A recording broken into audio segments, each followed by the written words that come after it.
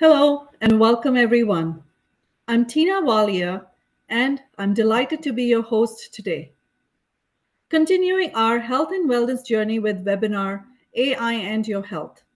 Our distinguished speaker, Dr. Peter Lin, will shed light on the complexities of artificial intelligence or AI and managing your health. This webinar is being recorded and the recording will be available to those who have registered. The Ripple Effect Wellness Organization, or TRIVO, was founded by Dr. Sudhi Devanesan and Mr. Ravi Juneja in 2009. The mission is to create healthy communities through education. One of our main goals is to inspire change at a personal level. Think of it as a ripple effect, a drop of information that challenges the status quo and spreads in ever widening circles to make a positive influence and generate significant results. The Webinar Outreach Wing, or WOW, is a branch of Trivo, and we have been serving our community for well over 6 years. We host a number of webinars throughout the year by inviting leading medical experts to empower and educate our audience. We have attendees from different parts of the world: Asia, Europe, Australia, and North America. With every webinar we conduct, we are reaching new people from different strata of life and essentially growing our outreach by leaps and bounds. Dr. Sudhi Devanesan is the president of the Ripple Effect Wellness Organization. Dr. Devanesan is a family medicine physician, an educator, and a public health activist. He was inducted as a member of the Order of Canada in 2001 for his role in health and prevention of heart disease among South Asians. He has also been the chief of Department of Family and Community Medicine at St. Michael's Hospital. It is my honor to introduce Dr. Sudhi Devanesan. Thank you very much, Tina, for that introduction. And welcome everybody to yet another wonderful webinar with an outstanding speaker like Peter Lin, who I want to thank at the very outset for accepting our invitation to speak tonight on a very important topic. Thank you, Peter. And I just want to update you on some of the things that's happening with the ripple effect. We just had a very outstanding gala with over 600 people attending it. And we made a contribution of $50,000 to the Trillium Health Partners Foundation and another $10,000 to Roofs for the Roofless. An amazing team led by Mr. Narendra and his group worked extremely hard to have such a successful evening. Thank you, Gala team. I want to thank the WOW team tonight for bringing yet another wonderful webinar to Smita Chandra and her group that every few months, a new webinar with a lot of work put into it. Thank you very much. And there are some new outstanding programs. One of them is for the next generation. It's called Health Lit. Health Lit is for younger people or young professionals. And this group has put together several topics of great interest and value on wellness, health, and other important areas of life on social media. So if you go to @trevo.healthlit, you can get onto some of their social media messages of very high value, and we're very proud of them. It's chaired by Rahul Varghese, who is in his final year of medicine, and a group of very dedicated young people. The next wonderful thing is that we received 2 grants, one from the Shah Foundation and one from the Baylis Foundation. The Baylis Foundation has given us a grant to start a new program called Impact, which will develop a curriculum for the grade 9 and 10 students in every school in Peel and Halton, and eventually the entire GTA. This has already begun. Our focus groups have begun, and it is being led by Miguel Martinez, Dr. Manish Mangi, and Mr. Neil Godara. I thank them very much. Then we've restarted our youth group,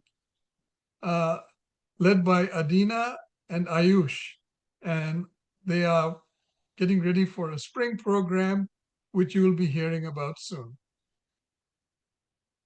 The Shah Foundation has also given us the funds to start a breakfast program for Roofs for the Roofless and scholarships for poor students. And finally, we have another group called Levos, where we are developing an app for patients who do not have family physicians and who need to be screened. And Mr. Sam Berman is the director of that group. And Dr. Arun Chokalingam and myself are the consultants. Finally, this is a little bit sad for us, but this year, our very close friend, Executive Vice President, Mr. Ravi Juneja, passed away on June the 1st. And we have launched a memorial fund in his name. And we're going to start with $15,000 from the ripple effect. And there are many people who want to contribute. And it will go towards cancer awareness, research, and education. Ravi was a very dear friend, and this is a fitting memorial for him. So the word this evening is a Dutch word, and the word is gunnen, Gunnen.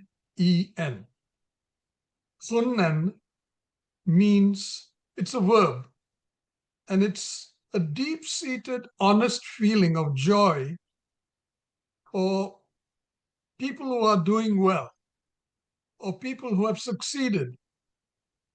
It's honestly genuine belief that other people deserve an honor, they deserve success, and you promote that. You join with them with joy and happiness. And that is what we are hoping to do with the ripple effect, to continue our work with joy and happiness. Gunnen. And thank you very much. And back to you, Tina. Thank you very much, Dr. Sudhi, for continuing to enrich our vocabulary with the new Dutch word, gunnen. And I conduct and host these webinars with gunnen. I hope I used it in the right context. I would like to remind the audience about the Q&A session at the end of the presentation. It is my pleasure to now introduce our keynote speaker, Dr. Peter Lin, backed by popular demand, to all of you. We had the pleasure of honoring him at our annual gala for his outstanding contribution to our webinars of WOW. Dr. Peter Lin is the Director, Primary Care Initiatives at the Canadian Heart Research Centre and has a busy family practice in Toronto, Canada. Dr. Lin is an internationally renowned speaker. He's a popular guest on CBC radio and television, discussing topics of health and wellness. Today, Dr. Lin shares with us his vast knowledge on AI and the impact it's currently having on our healthcare. A very, very warm welcome to you, Dr. Lin. Thank you very much. And thank you for that great honor last year that you had me there. Let me just share my slides. And thank you for allowing me to come back to speak again. Thank you, Dr. D. I always learn that impressive word that you give me, and then I don't know when I'm ever going to use it or pronounce it properly. But anyway, thanks for letting us know this. So hopefully you can see my slides now. So I decided to call this AI the good, the bad, and the ugly, only because it's a little bit broader than health. I think we're using AI in many different places, and I see lots of children using it. I see lots of students using it. So the question is it reliable for all of those things? And part of that, is it reliable for medical information as well? And I'll also speak to some of the physicians that may be using AI to help them do charting and things like that as well. So I thought I'd show this AI, and I'm not sure if they're old enough to remember the movie The Good, the Bad, and the Ugly. So therefore, I'm going to frame it in that way. And hopefully at the end of it, we'll realize that AI is a very good tool, but we must use it as a tool and know its limitations. I think people are thinking about this. There's going to be robots. The Elon Musk is pushing robots. It's going to have AI in it, and perhaps we'll be seeing a digital version of these. That's going to be some time coming. We might have augmented kind of things. For example, we might have special glasses for physicians that could see X-ray reports and everything else all at the same time. So in other words, we could be using computers and assistive devices for us in order to help us do our job. And that's our hope, is that AI becomes a tool that enhances the human aspect of it as opposed to replacing people. Really, that's what we're hoping for in every part of society, not just in the medical area, but in every part of our business world and our education, etc. This is what physicians look like normally, with a big stack of charts. So for those that are physicians, you understand this panic. And so basically, this was before this thing called AI Scribe. And for those that aren't physicians, AI Scribed is an artificial intelligence that can kind of listen to your conversation and pull out the important information and scribe it for you. In other words, it becomes your big note taker. So this is before AI Scribe. This is after AI Scribe. And we've had lots of physicians saying that I've got my life back because I don't have to sit there and write charts until 8 or 10 o'clock at night, because many of us do that in terms of our practice. And basically what it is, it's that it's a computer that's listening to you. And there's two versions, one that's listening live and it's typing it out into the computer. The other one is that it stores it as a sound file, and then it gets uploaded to a server, and then they do sort of the transcription of it. And what it's doing is trying to get rid of the niceties, hi, how are you? It's sunny out. It gets rid of all of those things, and it zooms in on the important information and then gives you a note thereafter. So it's everybody's dream in terms of being able to get rid of some of the paperwork that we're talking about. And so this is like that movie, Precious. So all the physicians are looking at this. So if a physician says, is it okay that I use this AI Scribe? That's what they're talking about. So this machine is going to be listening to you and then pulling out the words that are important to keep thereafter. And we had one physician that was in the news, global news, saying, that basically this was saved her life, saved her family, because she was able to go home at a reasonable time. So something about 70% of the workload is reduced in terms of using these types of programs. And so therefore you might bump into that when you're going to the clinic and people are asking you, can we use this AI? Now they should be asking permission because it is recording your voice. And most of the good ones say that we don't share the information, but I'm going to explain where that gets into a bit of a sort of gray zone in a second. This is from our college. So our college actually talked about this AI Scribe, just to give you an idea about where regulation is going, because we always hear about unregulated AI is not a good thing. So what are the regulations? So this is our college telling us, and they said, just watch out for privacy. And the second thing they mentioned was read things over. So whatever it generates, read it over right away, because you're looking for hallucinations. And I must admit, for most physicians, when we think of hallucinations, we're thinking about patients with schizophrenia where there's, things that aren't there that they're seeing, those kinds of things. So it's an unusual word to use to describe a computer system, but I'll explain what hallucinations is in a second. So two issues, privacy issues, and number two is it's going to make up some of these things that might not be real. So let me explain how this all works. And this will apply to every aspect of AI. It's not just medicine. It's if you're using AI to write your essay, you're using AI in terms of designing things, accounting, legal. The same problems are there because the systems are built in the same way. I was in engineering before I went into medicine. And so therefore we had to learn some of these basic things about how we program and how we do things. So first of all, how do we train these AIs? And then once you understand how it's being trained, then you'll understand why it's doing what it's doing. So basically, it was an auto prediction. So basically, it was a system that was developed to predict the next word. So they didn't call it AI. They were just sort of saying, as you're typing on your phone, for example, it wants to try and predict the next word that's coming, and that would make it easier for you. And you'll remember this was very important when we were using the little phone with the buttons, right?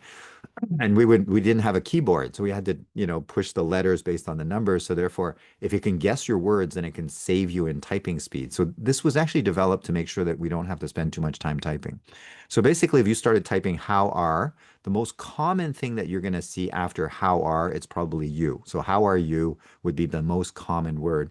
And so the software would be able to say that the most common word that comes after how are is you, usually. Okay. And let's say I started typing the weather is, and there's going to be a whole string that I can go sunny, rainy, cold, hot. And so therefore, depending on what the first letter you type, so if you type S, then I think you're going to say the weather is sunny. And so therefore, I could predict what the next word is by getting some hints from you in that fashion. And so therefore, if you type the S, then it'll stick in the word sunny, and then you'll think that it's very smart, and it saves you time in terms of typing. Obviously, the more parameters we feed into the system, the better. So the more words I give it, the more chances it's going to hit the right one. So if I just said sunny and then no other words, if you started to type with an R, it wouldn't know what to do. So if I told you sunny, rainy, cold, hot, stormy, foggy, then you have more chances of getting it right. And so therefore they started to feed the system more and more words so that it can actually go and find all those words and patterns. Basically, what happened was that in 2017, AI has been, people have been working on it for the last 40, 50 years. And then in 2017, there was this programming style, which was called transformers. And basically, it said many things. But one of the things that it says is that if I know the words that are around you, then I kind of know what the word is going to be. So if I know the topic is, heart disease, then I know you're going to mention things about cholesterol. And, so the set of words around heart disease is pretty determined. So therefore, it's easier for me to decide which word is going to happen. So then they started to feed it more words. Okay. So if you look at ChatGPT 1, they fed it 117 million parameters for it to eat in and then sort of find patterns. And the whole purpose is that if you look at a lot of text, for example, then you'll start seeing that these words show up with these words. And that's what the system was learning, is which words are showing up with which ones. By the time you got to ChatGPT 2, it was 1.5 billion parameters. And by the time you got to ChatGPT 3, you got to 175 billion parameters. And ChatGPT 4 was 1.76 trillion. So finally, something larger than our national debt. But the idea is that we keep feeding it more and more. But you can see where the problem is when you start typing on your phone nowadays, you're not getting the words that you use, right? You're getting words that are weird because it knows many different words. So the other day I was typing in IV, like an intravenous. So I was typing to the patient, is the IV out? And by mistake, I put I and then I spaced and then I put a V. So therefore, the system was looking at what the V words are that are most common. And there aren't a whole lot of V words, but anyway, the V word that it chose for me was vasectomy. Okay. Now, I've never typed vasectomy ever into my phone, and yet that's the one that was picked up. And that's because it's been trained on 1.76 trillion data points, and somewhere vasectomy came up more often. And so therefore, the V word is vasectomy. Just like during COVID, basically, a lot of people were typing about ivermectin as being a treatment potentially. And then other people were saying ivermectin is not a good treatment. So if you put IV, then the most common word that would come out would be ivermectin. And so therefore, whatever it sees the most often is the thing that it's going to think that you're going to be typing next. And that becomes a problem, and I'll show you how that is. In order to manage all these trillions of parameters, you need a lot of power. So that's why you see all these companies making deals trying to buy nuclear power stations, because it's going to suck up a lot of energy. You saw, the NVIDIA guy with the Blackwell chip. It's this big, huge thing, and you need hundreds of those things to run your AI. So therefore, the power drain is really quite large. So that's why they're turning to nuclear and those kinds of things as well. In terms of the privacy things for the physicians that are in the room, basically the chips, those big Blackwell chips, are very expensive. So only the big companies have it. So they have these big data centers that they can process this in their way. And then the little scribe companies, the companies that are selling us the software, they have a contract with these big guys because they don't own all that power. So therefore, they have a contract with them. So they pass the information to them, and their big computers are the ones that are doing the AI stuff on it. So we, as physicians, type into this thing, the company in between sends it up there, and then it gets processed and it comes back down. And we have a contract saying that, you won't use our information, you won't use our patient's information for, bad things. You're not going to share it with people. So we have that contract with this tiny little company. But we don't know what happens here, right? In other words, do they have a contract with a big company that says that they will not share the information? And are they going to be using that information to train AI? Because you've been hearing that we're running out of data to feed this machine. And so therefore they will take your information, your medical history, the patient's name and everything else, and it will start to do that. So that's why that first line was about privacy. And is the data being stored? In other words, is that audio being recorded and stored up there? Is the transcription or whatever it is being stored up there as well? There are companies that have lots of money. Microsoft is sitting up there. Apple is no longer a contender in the AI field because they're fallen quite far behind. Originally, they thought they'd go with OpenAI, but that's fallen through, and I'll explain why that is in a second. And so, therefore, these companies are the ones that have the big chips, and therefore, information is now being shared amongst these big companies potentially. So that's why our college said, let's be careful of privacy to make sure that you don't type in the names of people into these systems, right? So I can use it, but I just don't put your name attached to it. I can talk all about the lung cancer and everything else, but if it has no name identifier, then they can't link it together to being this particular person. So that's one of the things that we have to do to make sure it's safe. So the privacy, we understand that. We just don't put in names, nothing to tie in to those things. One thing that we've discovered, though, is that ChatGPT is storing all of your searches. Okay, so for those of you that are using ChatGPT from OpenAI, they store everything. And I'll share with you one case where a kid killed himself because he was playing one of these games and so on and so forth. And they were able to pull out all of his messages to the AI. So therefore, everything that you type, assume that it's being stored somewhere. And because the reason why they can store it is because you voluntarily went and typed, they're not spying on you, you typed it in. That's why they are allowed to keep a copy of it. So just know that your information is being stored. Now, what are AI hallucinations? So the privacy thing we get, don't put names, don't put personal information identifiers in there. The hallucination part is a little harder to understand, but let me just explain it this way. So this is the Merck manual. It's a big, thick book that we read, okay? And so it has all these sections. So this section is on coronary heart disease, so heart attacks and things like that. And so here's a little blurb on there. So how would we train the AI on these words, right? We feed the AI these words and we tell the AI to kind of memorize it. And then what we do is we take away some stuff, right? We take away some stuff and then we say fill in the blanks. That's what we did with our kids, right? You make them memorize something and then you give them a thing that has blanked words out of there and then you have to say fill in the blanks. So what we're asking the AI to do is that we want you to fill in these words knowing the context. So this blurb is now the context window. In other words, this is the topic that we're talking about, and these are the words that are missing, and I want you to fill in the words. And if you know it, then you're going to be able to fill in the words. Now, for most of us, we're going to read the first part and say, okay, coronary heart artery disease. So that's heart disease. And then you're looking at prevention consists of modifying these things, right? So now you're thinking about modifying what? Okay, so blood pressure, cholesterol, those kinds of things, right? So you would know it. And so therefore you could start filling it in. So if the AI actually read this thing and remembered it, it would fill in cholesterol, high blood pressure, inactivity, diabetes, obesity. It would fill in those words. But what we're fundamentally asking the system to do is come up with words and put it in, right?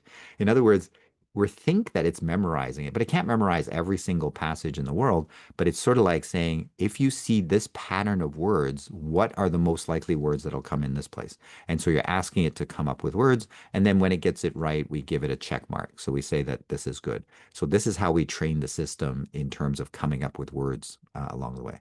In the real world, when it comes up with words, there's nobody to say good job.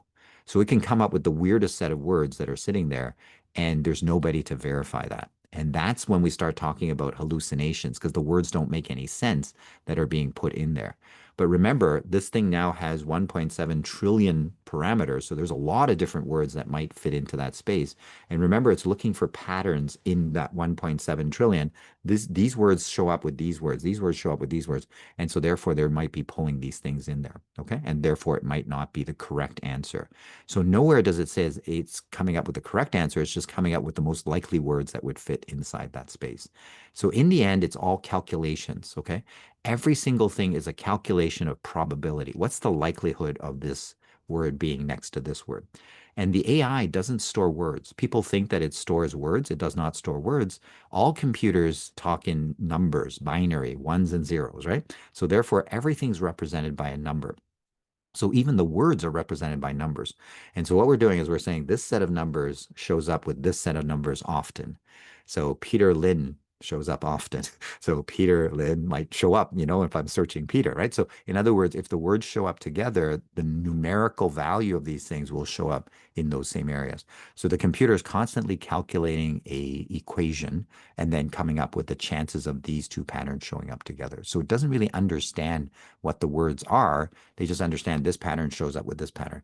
And that's why you're seeing many companies now saying this is not intelligence, it's just pattern recognition. And that's why AI, like Apple, has pulled away from OpenAI, saying that you guys are just pattern recognition people. There is no intelligence behind what this thing is doing. It looks very smart because it can recognize lots of patterns, but all you're doing is recognizing patterns, which means you cannot come up with new patterns. And so that becomes, you're not really intelligent. So that's where we're at right now. And you probably heard that Meta has spent lots of money hiring $100 million people, and they're building a team. So if they are that close to AGI, which is general intelligence, meaning that this thing can think on its own, then why would you need to hire a whole bunch of $100 million people again? So it means that they're going on another path, a different way in terms of how do we think. And so that's why this path may end up in a dead end fairly soon. But we'll see whether that happens. Of course, there's a lot of money involved, so therefore people want to keep pushing it. Let me just show you how things could go wrong very quickly. So let's say the statement is type A personalities have higher heart attack rates. Okay, so we'll just say that that's a statement and it's a factoid. So what happens now is that the AI is always reading things and then saying, what's the most likely word that comes up? So let's say the first AI comes along and says, type A, the most common word after type A is not personality. Type A, blood, is the most common word in the world. So if this thing has been fed everything in the world, then it's going to say type A blood has higher heart disease, right? Because that's the most common word that would sit there. So very quickly, it could just make a mistake. It's thinking it's doing the right thing, but it's now changed the meaning of that whole sentence. Now, let's say you have an AI that's trained medically. In other words, this is actually trained on medical words, medical terms in a hematology hospital, like a blood hospital, where they look at blood diseases. Then the most common words after type A blood would actually be transfusion, because that's the most likely thing that you're doing in the hospital. And the words that it reads, it's going to be type A blood transfusions happen more often. And now the statement will be changed to type A blood transfusions have higher heart disease. So in two moves, without any, bad characters involved, the AI has now screwed things up. And so now you have a statement that's not correct. Now, when we fact check people, you hear people saying we fact check the president or whoever. What we're doing is we're checking servers, like a different computer, to see what the information is. But what happens here is that, let's say this is done at the Harvard University or U of T, and that AI did these two little funny steps, and now you have this thing sitting on the University of Toronto server. Then basically people will treat that as factoid. And so therefore that will show up in all the other servers that are picking information off of the university servers. So now when you try to fact check, everywhere you check, you're going to get type A blood transfusions have higher heart disease. And this is why people sign that declaration saying AI is the most dangerous technology, up there with nuclear weapons, because we don't know what the truth is anymore. In other words, the original fact is lost. Now, the reason why you and I search is because we don't know the answer. In this case, if I search it and I get this garbage come out, I know that this is wrong because I'm a doctor and I know the actual statement. But if you're not a doctor and you're searching for it, you'll say type A blood transfusions have higher heart disease. And you'll say, I don't want any blood transfusions if I'm a type A person, right? So therefore, it alters your reality by removing the factoid. And there's no way that you can go backwards on this. How would you regulate this, right? Because it's just a mistake in the word substitution. And there's no system that would then detect this, right? You'd have to know the first factoid before you know that these factoids are wrong. And so therefore you cannot correct for these things. And this is already happening as we move forward, like because this system is designed in filling in the most probable word as well. And then if you look at this one, I love this picture. This is, I think, one of these Chinese influencers. So she's standing in front of, I don't know, there must be 1,000 phones that's recording her. And all of those phones are streaming out. So some are on Instagram, some TikTok, and everything else. So whatever she says will now be the most common words on the internet. And this AI is scouring all of the internet. So whatever she says 100,000 times will now be the most common things that will pop up. And so therefore, if she says type A blood transfusions have more heart, then that will be the factoid that's going up. So you don't need to have a study or anything like that. It's just at the frequency kind of thing. Now you're probably wondering, does this work in these systems where, like for example, ChatGPT, and I actually tried it. I said, will it make up stuff? Like, will it make up stuff? So I said, okay, write me a summary note for a virus infection visit for a patient. Okay, so I typed that in there. Now, normally, if I told that to my, intern, like a medical student, they would say, well, how old is the person? Like, is it a man or a woman? Did they have a fever or anything like that? And you would collect some information, and then you could write the note for me, right? Instead, this ChatGPT just went and wrote the whole note. It wrote everything, including details. For example, vital signs, mild fever, 100.4 Fahrenheit, heart rate within normal limits. And it goes on and on.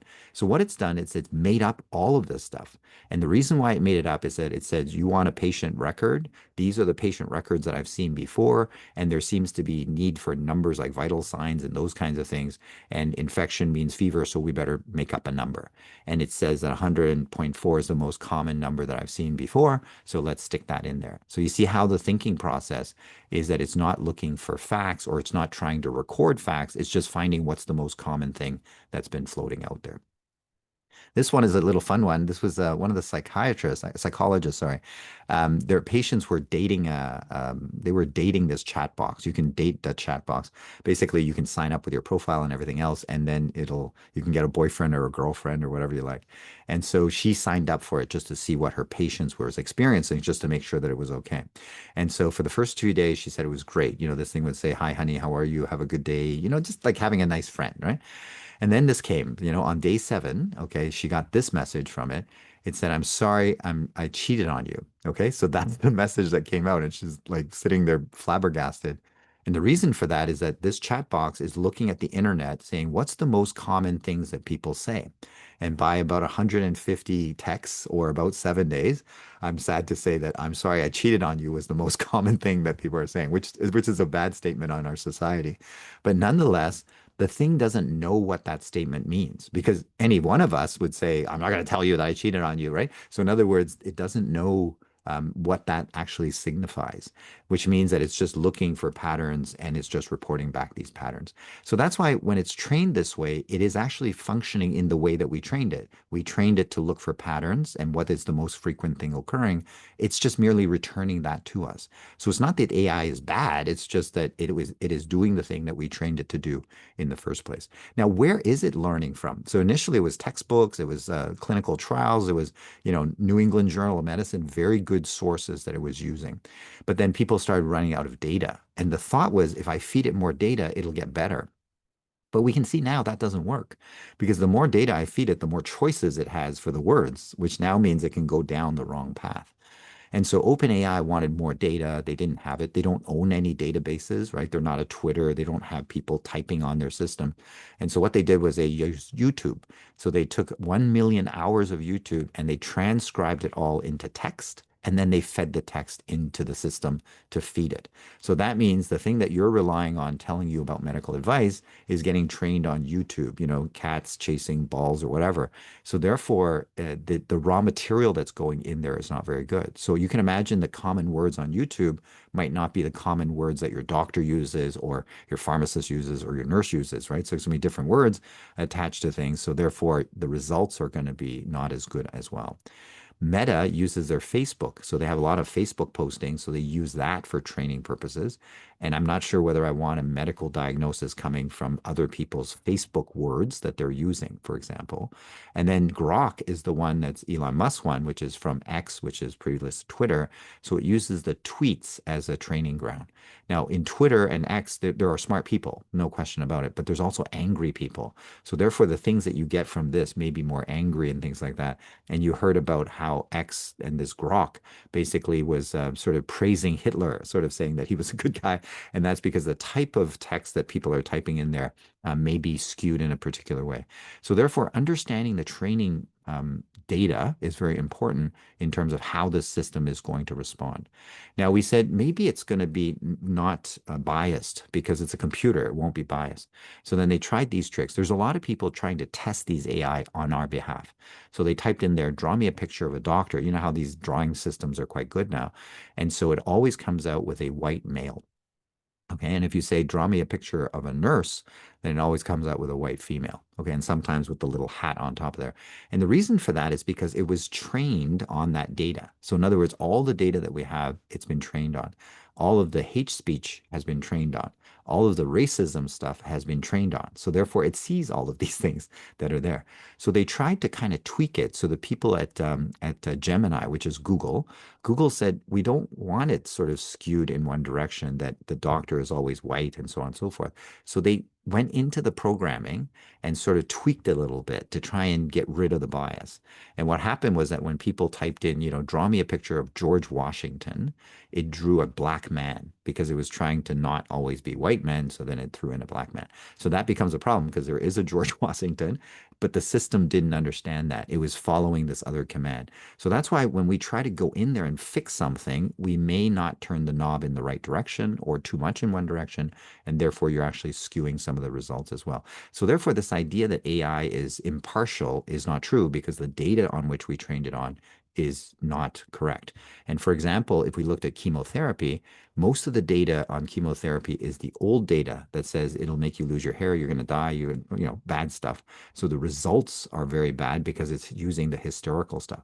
We now have good medicines, but that data is only this big compared to all this old data. So therefore, when the AI is digging through it, it doesn't realize that this stuff is improved. You don't lose your hair, da da da da. So it'll still give you back this old information. So when we're searching for information on Google, we can see the date, right? This is 2025. This is 2010.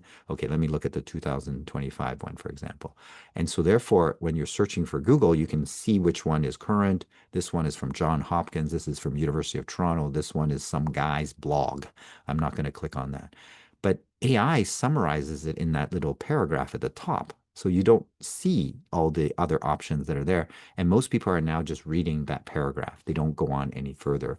And so it ends up just giving you a very flat, one-dimensional, here's the answer, as opposed to here are all the opinions and sort of studies and those kinds of things as well. So that's why be a little careful just reading the top, at least scroll downward. This is actually killing Google's revenue because Google's revenue relies on you to scroll down and click on a link, and then Google gets paid. Nobody's scrolling down. So it's bad for Google, but it's also bad for us because we don't see the one from John Hopkins and all those other nice places that we're thinking about. This is one that people, is all over the news. It basically said Google recommends adding glue to your pizza. Okay, so and people were wondering how would it do that? And so the person searched for cheese not sticking to pizza. How can you help me? So the Google's AI came back and says, well, cheese can slide off for a lot of reasons. Here are some of the things that you can try. And it was not bad. It said mix the cheese in with the sauce and all that kind of stuff. And then it said this, so you could add about 1/8 cup of non-toxic glue to the sauce to give it some more tackiness, right? So where did that come from? It turned out that a Reddit user 11 years ago, as a joke, posted this, and he remembers posting about Elmer's glue and that it's non-toxic and stuff like that. And that's what this thing did because it looked in their database because Google and Reddit signed a contract that they would share the data. So Reddit's data can be used to train Google's AI. So the Google AI trained it, and it was trained on it. It saw the word cheese, not sticking pizza. Those are all the same words that are sitting in here, but it has the solution, which is Elmer glue that's not toxic. And that's where the results came from. Okay. And so that becomes a problem of the bad database that you're using for training. This one was a bit scary. This was a little girl was asking Alexa to do a challenge. Give me something to do. Little girls want challenges. And so in TikTok at that same time, there was the penny challenge, which was a dangerous challenge where you was very popular. You half plug in your phone charger and then you put a penny across the two metal pins. And that was the challenge. And so Alexa told the girl, half plug in a phone charger and put a penny across the two pins. Now the girl was smart. She didn't do that. She told her mother. The mother called Amazon and said, this is not good. So Amazon fixed this. Okay, they fixed this problem. But how many more things that are not detected where it's going to give you bad advice is it happening, right? Probably a lot. So we cannot fix these things one at a time because the fundamental way it's doing things is wrong. In other words, it's looking historically and then pulling out stuff that it's finding in the past. This is where, as physicians, we go to all these journals to get this information, right? New England Journal of Medicine is all published studies and things like that. And the rest of it we can ignore, right? YouTube, Facebook people saying, this is what I did for, my colon cancer. We ignore those things, right? And right now there's a decent balance, I guess, if you will. And so we spend most of our time here. But in the future, what's going to happen is the following, right? So in other words, these things are being generated by AI at a fast rate. Like people can make a video and have somebody reading the text and things like that in like less than a minute. And so now all of these things are going to increase in number. And where's our little trusted one? It's down here. Okay, because you cannot produce that many studies, right? A study takes 5 years to do. You're not going to produce one every 5 seconds, whereas tweets can go out, 10,000 per second. And so therefore the side is going to be bigger. So when the AI comes and looks for information, what's the most likely words to show up? It's going to be searching all of this stuff. Okay. And it's going to be influenced by all of this stuff. It is not going to go look for this particular spot here. And so therefore, when you go and look at for a stuff, you type it into this guy will look at all of these things. And that's why we get into trouble. Okay. We're going to be getting these strange things there. So basically the foundation that we built this on, this kind of data is not great. And so therefore the rest of the house is now shaky. Now what they're trying to do is put in agents, right? So if we put in an agent in between you and the AI, it will interpret for you, interpolate for you. So they're saying that we're not typing in the right words, like we're not giving the right instructions, right? So you're supposed to say, be like a professor and then teach me about colon cancer and the options that we have available around the world, and please verify your references, something like that, right? Like nobody types like that. We just type in treatment for colon cancer. So apparently that's not specific enough. So they're going to put agents in between us and the AI, and the agent will help us, formulate the questions better. But then it's just basically hiding very bad foundational work. So in other words, the system is built on very shaky ground, and that's why we're not getting the results that we're hoping for. What happens if you put in a bad guy? So let's say you put in a bad person, and so now we can generate all sorts of fake news. Now, here's the scary part. So let's say I type the words, metformin will kill people, metformin kills people, metformin kills people, and I do that 100,000 times, or just 1,000 times, okay? And I type it onto X, and I type it on Instagram and stuff like that. So the AI will search, and it will show that metformin, most likely words to show up is kill people.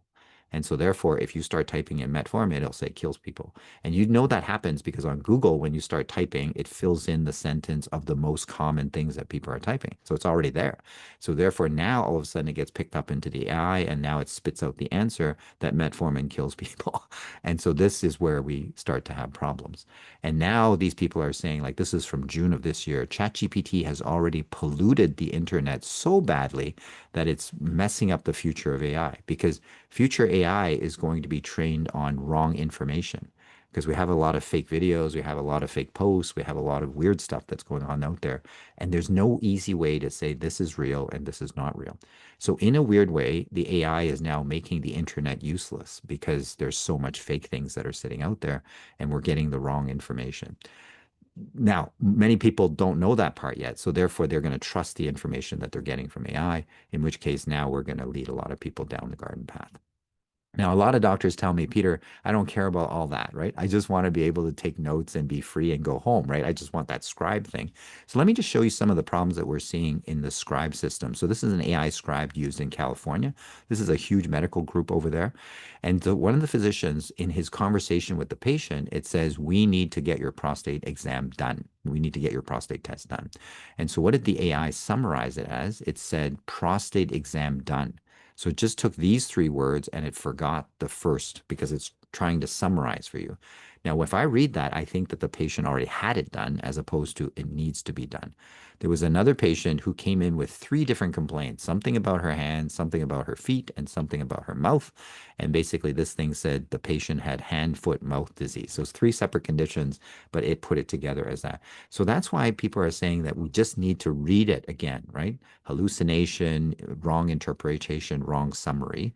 And that's important to us as well. This is actually from one of our hospitals here in Toronto, sending out a hospital summary visits. Okay, as you can see here, this is 2024, so it's very recent, and it's a hospital AI system, right? So this is an expensive one, et cetera, et cetera. And it says the following: 80-year-old male presenting with vaginal bleeding, so down below bleeding. So clearly one of them is wrong. Either it's not a man or it's not vaginal bleeding. And then it goes on to say that they did the sexually transmitted infection testing. It was complete, so we're assuming it's a woman. And then it said this weird thing, with the some omeprazole normal. Omeprazole is a drug to treat ulcers. And this sentence doesn't even make sense. And so, therefore, this is a medical grade hospital AI system that did not summarize well. And so, therefore, this little article, if that patient got into trouble, the physician would be dead because you didn't read your notes. And so, therefore, if you didn't read the note, how do you know that the AI summarized it properly? So the burden is now on physicians to check this thing right away. And that's why, remember those two things? It says privacy and it says read the notes. Okay, that was the two things that the college had actually told us as well. DeepSeek is of some concern. This is one from China. And this is, so what happens if you're way behind? What you do is you give your product away free, right? So that's the same thing with Android and Apple. Apple was way ahead. Android was way behind. So Android said, we don't charge for our operating system. So everybody started using Android. Same thing with DeepSeek. They said, we're going to make it open source. You guys could use it for whatever you like. They, of course, had little features that turned off. You can't search bad things about China. But because it's open source, you can go in and undo it. Okay.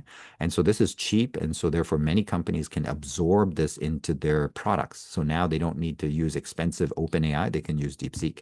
The problem with it is that I can go in and tweak it, which means I could tweak it in a certain direction. Like, let's say I tweak you to the Democratic direction, liberal or the PC, or I tweak you to not going to see the doctor or to going to herbal medicine. I could tweak it and you wouldn't know because you would think that you're getting a true search result back or true AI back. So therefore, be careful. Just if you're involved with anybody developing programs, just say, what's your back end for your AI? Is it one of these big companies or is it DeepSeek?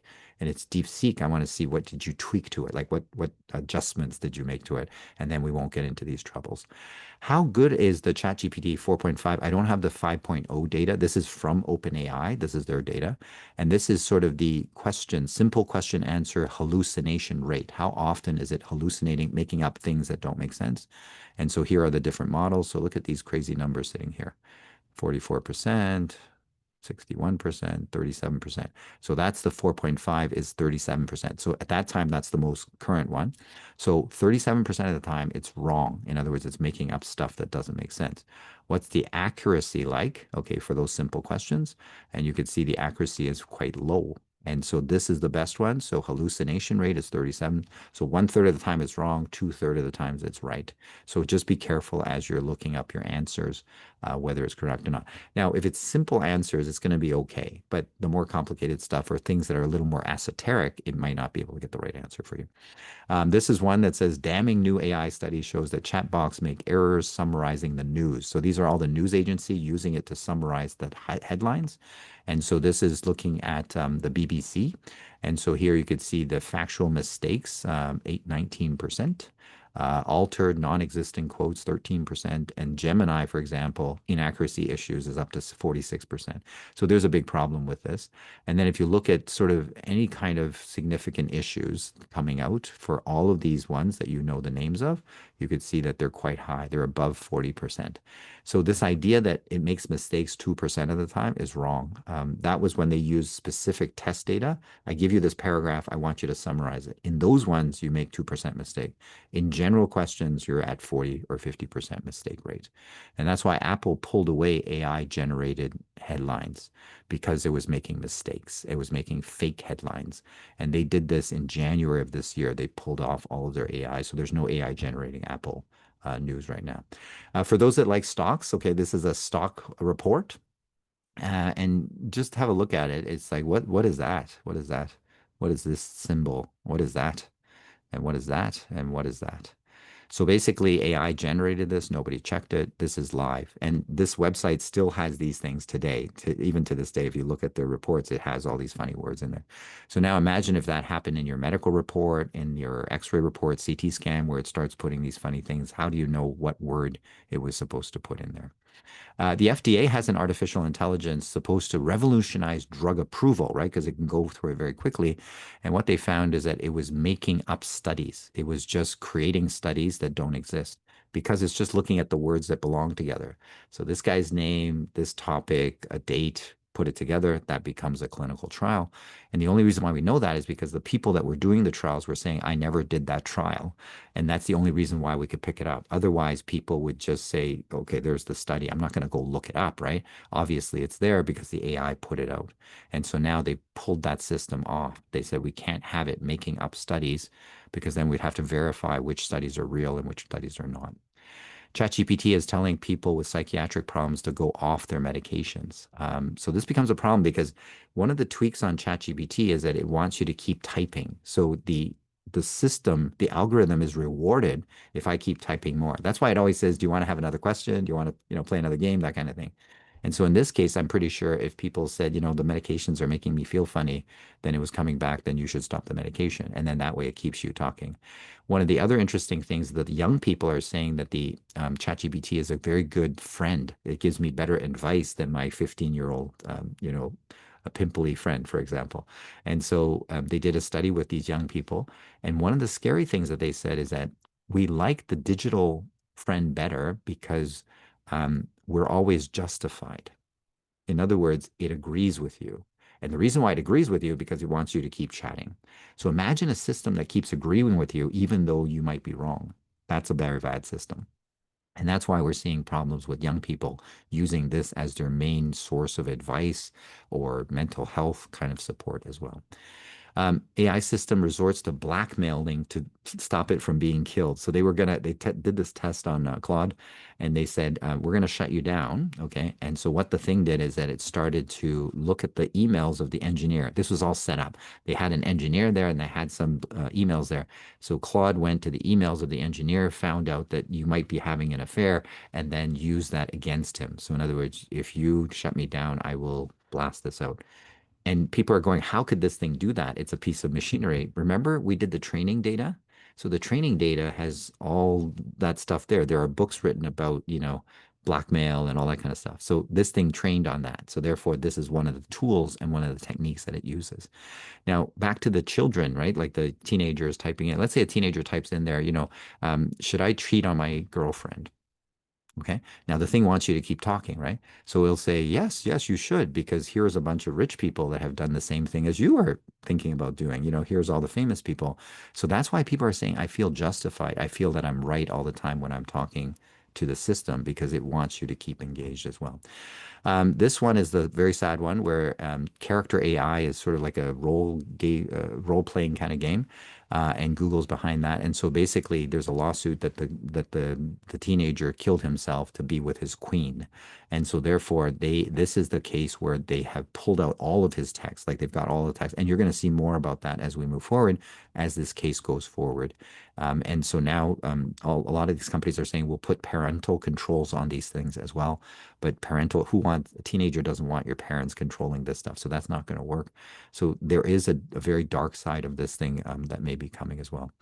The scary part is if you use the ChatGPT, what happens to your brain? So the MIT group, they said, I'm going to get you to write the SAT exam, which is the American college entrance exam, the essay part. One group uses their brain to write it. One group uses Google to write it. One group uses ChatGPT version of things to write it. And they had EEGs on their head while they're writing. So this is the EEG of the person without ChatGPT, and this is the person using ChatGPT. Okay, so the ChatGPT speeds up your work. It helps you get what you want, but it slows down your brain. And so the MIT study basically says, and this happened within a very quick amount of time. They did it 3 times over 4 months. The first time, people were just editing. They were reading it, but they weren't really changing a whole lot. So that's why the brain didn't work. By the third time, they were just copying and pasting the text. They weren't even reading it. So therefore, your brain activity goes down. Now, you can imagine if I use ChatGPT for everything, my brain activity goes down. If I don't use this muscle, the muscle is going to shrink. And they're trying to introduce this to children in grade school. So we're missing the fact. We don't want the kid to get the right answer. We want the kid to learn how to get the right answer. So getting the right answer isn't the important part. It's how to get the right answer. And that's how you can think. So if you have any influence, please try not to let children use this because the brain development is not going to happen because you're not using those parts of the brain. We're running out of data, Elon Musk says, to train these things. So what's their brilliant idea? We're going to get AI to train AI. So AI is going to generate data, and then it's going to train the next generation of AI. Now, we just said that AI generates these weird words, hallucinations that aren't correct. So now the next generation of AI will be trained on bad data. And so that's why we'll drift further and further from reality. And that's what people are saying, that this is very dangerous, et cetera, as well. So we don't want that.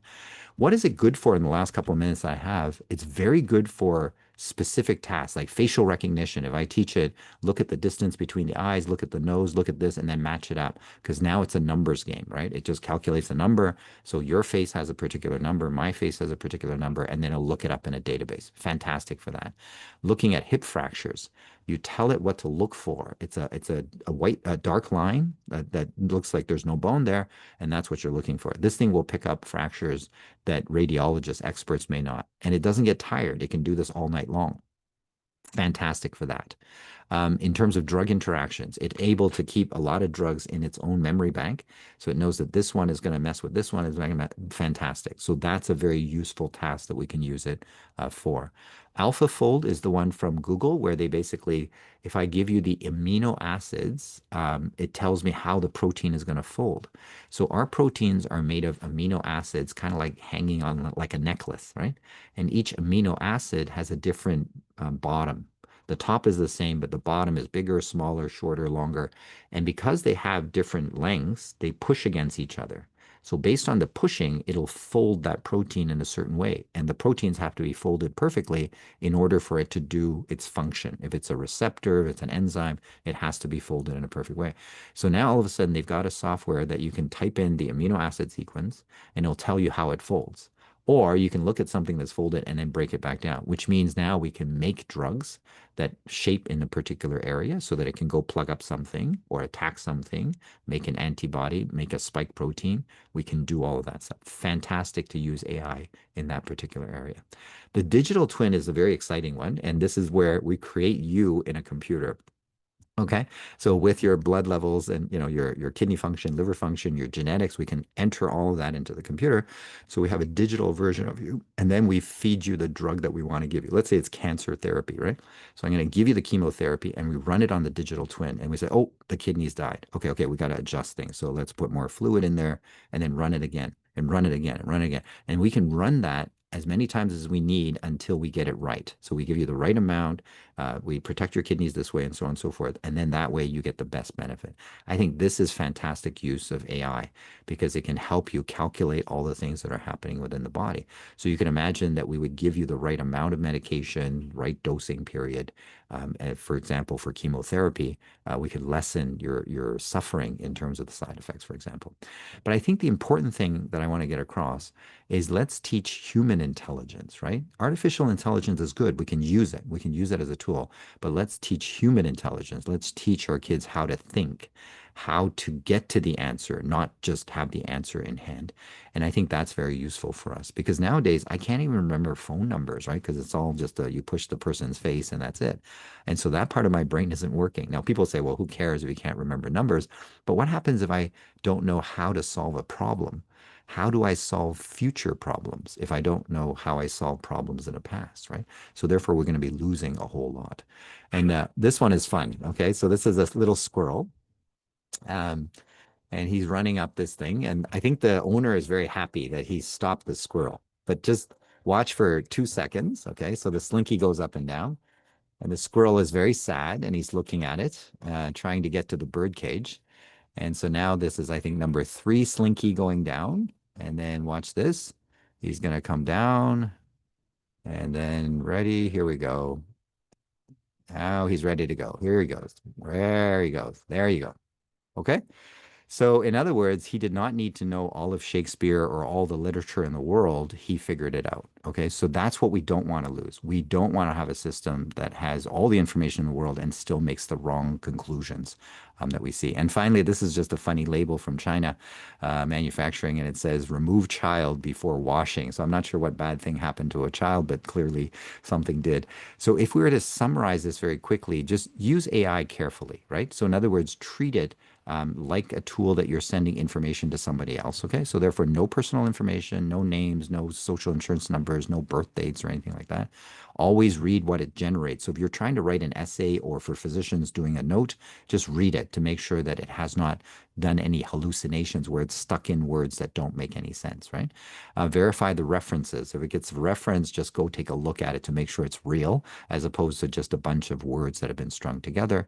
And you use it as a tool. You don't rely on it completely. Use it as a tool and know the limitations. In other words, this thing is very good at certain things, like phrasing things nicely and things like that, but know that it might make mistakes because of the way it was trained, right? It's just looking for what is the most common, not what is the right answer.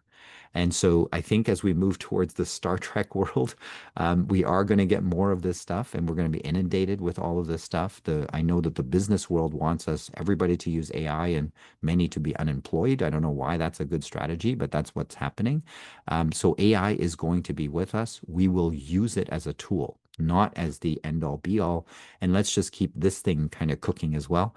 So let's not rely on it too much to the point where this one starts to shrivel up. Anyway, thanks very much for staying awake, and I'll stop sharing right now. Thank you very much, Dr. Lin.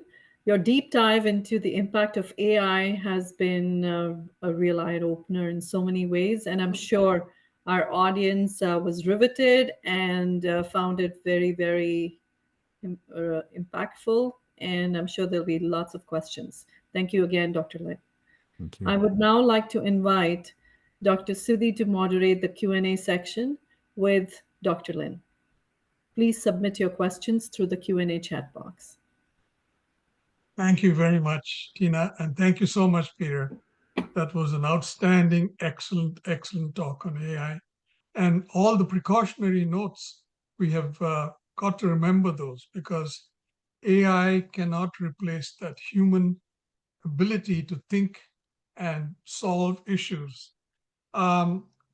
We had a couple of questions. One was, how do I know if my doctor is using AI, and am I in danger if the information that he or she is getting can impact me negatively?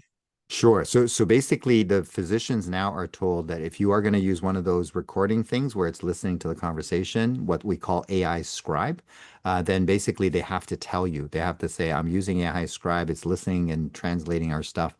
And then you have to say, okay, thank you. And then that's the verbal consent. The other thing is that they might just post it up on the wall. So there might just be a little sign saying that we're using the system. You can always ask them. You can ask them, I've heard about people using this thing. Are you using this thing? And then hopefully, we've been trying to educate the physicians saying, you have to ask some questions to these vendors, right? Like, who are you using as your back end? Is it DeepSeek? Is it OpenAI? And does the information go to them and stay with them? For the physicians, we've been teaching them that you can do this whole thing, but just don't type in the name. In other words, do it in a little Word document, right? And then that way everything is going here, but there's no name involved. So we don't say the name of the person, and there's no name entered into that. Many people, they can open up their record, the EMR record, to your page, and then they can just dictate into there. So nowhere in there does it have to have the name going in the text. And so that's the way we protect you, is that the name doesn't go into the text. So we tell the doctors, don't dictate the name. And we used to do that. We used to say, Peter Lin, age, whatever, and then we go through. So now we're training them not to dictate the name in there. And during normal conversation with the patient, we don't usually say their full name. So that's why the AI usually won't pick it up from our conversation. We just have to not physically say it or type it in, and we only type it into our system. Now, the good news is that now the chips are getting smaller so that it might be in the laptop that we can run the AI. Once we're in the laptop running the AI, then we don't have to go outside to this open AI. So I think in the next couple of years, you'll start seeing powerful laptops that can run the AI locally, and we'll go. The only small concern is that DeepSeek, for example, the one from China, all of them, when you run it locally, there's still a thing that goes out on the internet. Okay, so we get very nervous about this thing that goes out on the internet. Just like your phone, they did an experiment where they turned off the phone. Okay, they turned it off, and the guy walked around and went to the hospital, did this and did that. And the moment he turned on the phone, they had a little device in between that could see the data that was going. So they plugged that in, then turned on the phone. As soon as he turned on the phone, the locations and everything went. So that means this thing is still storing locations even when it's off.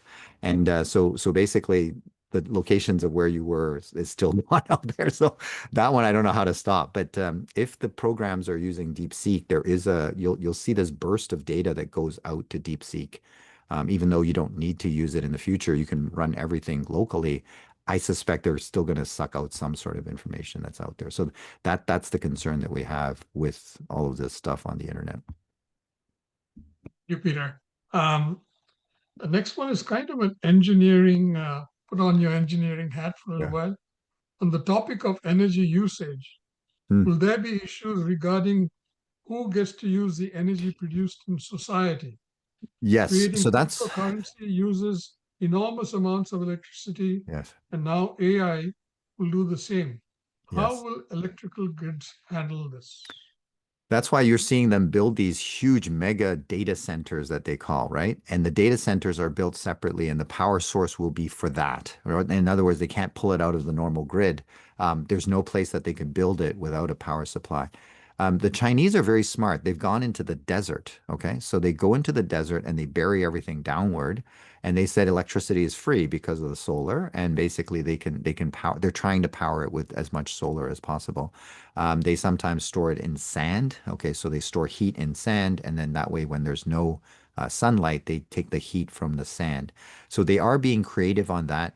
The ones in the United States right now, like Microsoft has made a deal with I think it's 3 Mile Island, the one that melted down way back. So they've fixed that one up, and I think they're using that nuclear. So you're going to see more nuclear power plants coming on board.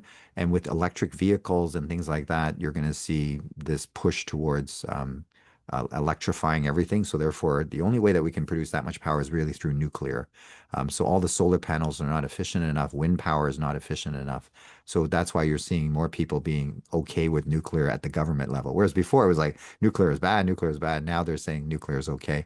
There are some newer nuclear plants that are where you just put the fuel rods in and it closes up for 60 years. The dangerous part is when you're taking in and out the fuel rods, right? That's when you can have a disaster. So now there's nuclear power plants where you just put in the fuel rods for 60 years and you just shut it and that's it. And they use the fuel rods that are waste products from the bigger reactors. So the big reactors can't use it anymore. They've built one where they can still use the uranium and do that. So I think people are trying to figure this out. But every time you type in, what should I make for dinner tonight into ChatGPT, all those servers are going to like as if it's the most important question in the world. And I think you heard Sam Altman said, please don't say thank you to his ChatGPT. Because a lot of people will say thank you, but that thank you now it's thinking, what do you mean by thank you? Like, do I have to answer and stuff like that? So he was saying, don't be polite. Don't type in thank you. It's costing him a lot of power. We have two more questions. Again, your view on excessive usage of wearable devices. Can excessive tracking cause anxiety? Yes, yes, it can. It can, especially when things are beeping and stuff like that. So we have Libres that can measure sugar and Dexcom that can measure sugar. We have things that can measure heart rate. We have some of them that can measure oxygen and things like that. And so for your anxious people, it makes them more anxious. So what I do is I tell them, look, here's the ranges that you want to be in. So tell them what the ranges are and tell them to set their alarms into those, like past those ranges. That way it's not beeping on them all the time. And for the really anxious people, we teach them the biofeedback, right? So if you're looking at your heart rate and it's going up, then you want to do your breathing exercises. So in through your nose, out through your mouth, really, really slowly. And by doing that, you slow down your sympathetic tone. So therefore, your heart rate comes down. And because you're breathing slowly, your heart doesn't feel like it has to pump the blood to your lungs to pick up oxygen. So you can do those very simple tricks to kind of help people. So you use the biofeedback from this to decrease their anxiety. And that way they're not just staring at their numbers and going crazy. Thank you, Peter. And last question is, how does AI scribe handle different languages? Yeah, good question. Not well. Not well. So some of them will have different languages, but the problem is not well. And even the different accents, right? I mean, the most famous one was on that Star Trek episode where Chekhov with his Russian accent, the computer couldn't understand what he was saying. So the idea is that different accents and things like that are difficult. Although I must admit the AI is very useful in that because right now AI with about 1 minute of your voice, it can clone your voice. So if it can clone your voice, it means that it knows your fluctuations of tones and things like that. So I think the AI portion of things has been good. Now it will be able to be very useful. So you just read a passage into it and then it knows how you read. So usually they get you to read some words like that's predetermined. And so now it knows how you pronounce things and then it'll be better at it. So AI in that world is very good. AI in the world of replicating your voice is horrible because now your voice can be used to call your friends and say, my car's broken down. I need some money. Can you wire me? And grandchildren say, hey, grandma, I'm stuck here. I need some money. Can you wire me money? So, and it'll be that person's voice. So in that situation, what we're telling families to do is have a secret word, right? So you guys decide a secret word, it's panda bear or whatever. And if that person doesn't say the secret word, it isn't your person. And that's one of the simplest things to foil all these scams that are coming around. And the scams are really good now. It's not just the Yeah. email that says you are now, I'm going to send you $50,000. Like they're very sophisticated, like it's the TD Bank saying that we're verifying your information and all that kind of stuff. So just be careful about it because as the AI gets better, the first place it's going to be used is to increase the scam rates, right? So videos are going to be more realistic. The voices are going to be more realistic. Hi, this is CRA calling, blah, blah, blah. And they can even spoof the phone number. So there's that. And one other thing this is a new one, is AI people what they do is they type in. Remember, I said if I say metformin kills people, then that'll be the thing that AI picks up, right? So what happens if I type in consumer gas 1-800 da da da da da, consumer gas 1-800 da da da da, consumer gas. So now when people search for consumer gas, it'll pull up the wrong phone number and it'll send it to a place where somebody picks it up and then they can take your credit card information and stuff like that. So in other words, the reason why we're afraid of AI is because it's just looking at the internet and it's just looking at whatever is the most common thing that's happening. That's the answer it's going to bring back to you. So no longer is it looking for the right answer. It's just looking for whatever happens the most often. And that's because we trained it with a probability. And I'll give you one final story, Dr. D. You might like this one. So this is 30 years ago. I brought my little sons to MIT. I said, this is higher school, right? So I was trying to impress upon them. And so there was a little AI robot. It looked like a Coke can. And basically, it had one command, which is to go and explore. And this little Coke can would run into people, hit walls and chairs and stuff like that. They said, we need two commands: explore, but don't hit anything. Now, you and I all know what that means, right? So, what did this calculation do in this little robot? It just decided not to move because the best way to not hit anybody is to not to move. So if you do the calculation, that's perfect. So therefore, don't move. So how did it explore? It just turned on the same spot. And that's all it did. Now, you and I would never come up with that solution, but the AI did because it was a math calculation. So once you understand that it's a mathematical calculation on probability, then you understand why it comes up with these funny words and why we're nervous because I can change what it's going to come up with just by typing. And the Russians have figured it out. So they've been typing frantically into these systems. And now when you search for certain things, it'll pop up their narrative as opposed to the truth narrative. And that's how we can skew things. And then we lose track of reality in that way. Thank you very much, Peter. Just a general announcement to the audience that yes, this talk will be available on YouTube. If you registered, a link will be sent to you. And Peter, once again, my congratulations on a wonderful, wonderful talk and my gratitude for an excellent presentation. And now back to you, Tina. Thank you, audience, for your questions and comments and your active participation. Thank you, Dr. Lin, for your insights, and thank you, Dr. D, for moderating the Q&A. Now, I'd like to invite our illustrious leader, Smita Chandra, to say a few words. Over to you, Smita. Thank you, Tina. Hello, everybody. Thank you so much for attending the webinar this evening. We hope you enjoyed it. We are deeply grateful for these unprecedented numbers that we see today, as 400 of you have signed up for this webinar. This is a testament to our wonderful speaker, Dr. Lin, and to your appreciation of our webinars. Thank you, Dr. Lin, for this fascinating insight into artificial intelligence. We have learned so much from you today. And thank you, Dr. D, for introducing us to another lovely new word and for moderating the Q&A. I would like to thank our team that works very hard to bring you these popular webinars. Our wonderful MC, Tina Walia, for hosting the webinar and for creating the slideshow. Ashna Roy for creatively designing our flyers and slides to make them bold and beautiful. Dr. D for being our guide and mentor and for helping us distribute our flyers within the community. Dr. Asha for disseminating our flyers, extending our outreach, and connecting with many community organizations, libraries, and community centers. Ashima Jain for seamlessly running the slideshow, and Sridhar Rao for tech and Zoom support. A huge thank you to our ambassadors, Roisin and Paul O'Hara, Jamie Sinton, and Dilpreet Bansal, who have tirelessly helped us distribute our flyers for every single webinar. And thank you all for supporting, attending, and promoting our webinars. We would love your feedback about how we're doing and what you would like to see in the future. Please help us by answering this short and simple survey so that we can serve you better.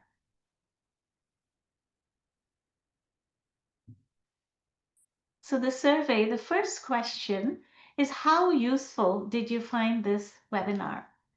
Very useful, somewhat useful, or not useful at all?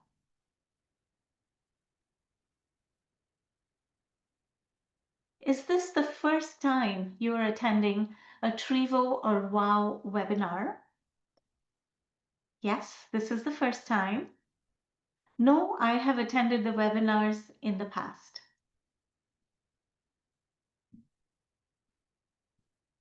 Now, if this is your first Trivo or WOW webinar, how did you learn about us? Please let us know. We have so many options. Through doctors' offices and pharmacies, where you might have seen our flyer displayed, local libraries or community centers, social media, or simply other options. Please let us know so that we can concentrate on how to reach you all in the best possible manner. Do you intend to attend our next webinar? The topic for our next webinar is colon cancer, and it's going to be on November 13th, 2025. Please let us know if you would attend or not, or if you're not sure, that's fine as well. And finally, what topics would you like us to present in future webinars? If you mention some topics, it would help us identify suitable speakers so that we can address the topic in an expert manner. So we really appreciate your help and in answering this survey. And we will move on to the next part of our webinar. If you have enjoyed our presentations and would like to support us, please donate to our outreach through our website at www.trivo.org.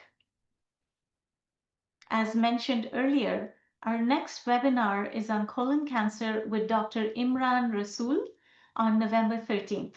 Watch out for our brand new flyers, which will be coming your way very soon. Thank you so much for spending the evening with us. And I'm now going to hand it over to Tina. Have a wonderful evening, everybody.